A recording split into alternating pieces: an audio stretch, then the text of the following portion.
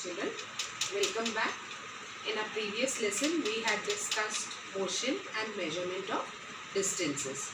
I hope children you are thorough with this lesson.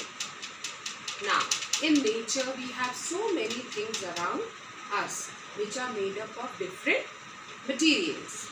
For example, if I ask you name few round things, you would name a rubber ball, a football, and if I say things that are nearly round, you may include lemon, apple, orange and so on. Then if I ask you name few things which are made up of plastic, then you can name mug, bucket, then toys, lunch box, tiffin box, compass box, your water bottle and so on.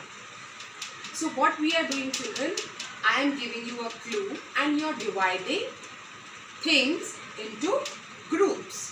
For example, if I give you an example of in school, what does the teacher do in your art period? She says that the girls who have opted for Western dance will go to Abhilash sir, the girls who have opted for classical will go to Ma'am Sabina, and the girls who have opted for art will go to the art teacher. So what we are doing, or what the teacher is doing, is she is dividing the class into groups according to the activity you have opted for.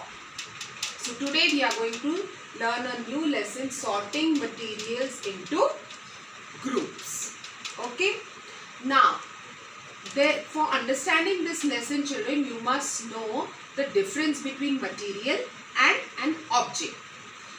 The materials or the things that are required to make an object is called a material. For example, I would give you another way also of differentiating between the two is that the materials make an object, but an object does not make a material. So I hope, children, the difference between material and object is clear to you. Now, if I give you an object, for example, plate or a thali in which you eat food, it can be made of plastic, it can be made of steel, it can be made of ceramic, it can be made of glass. If I give you another example, cup in which you drink tea, it also can be made of glass, ceramic, steel, plastic and so on. Now, if I give you material, I ask you wood. If I give you, for example, material wood, then wood, what are the objects which can be made from it? Table, chair, almirah and so on. Then another example, if I give you leather. Leather is a material.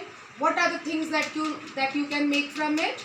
You can make purses, leather belts and jackets, shoes and so on.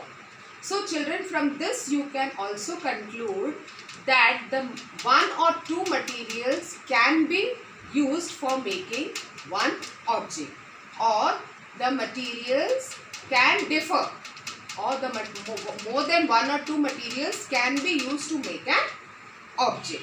But the materials which are required for making an object depends upon two things. Number first, the properties of a material, and second, the usage of an object. I'll give you one example. Suppose I want to make a utensil. Now I cannot make utensil using paper or cloth, because what is the usage of utensil? I want to cook. And if I keep a utensil made up of cloth or paper, firstly I cannot make. But if I just staple it and make it, I cannot cook in it. So thus we can conclude that the materials that are required for making an object depends upon the properties of the material as well as the usage of an object. So now children, I hope you have understood what is material, what is object, and how do we select the materials that are going to use for making an object. In our next session, we will discuss properties of materials. Thank you and God bless.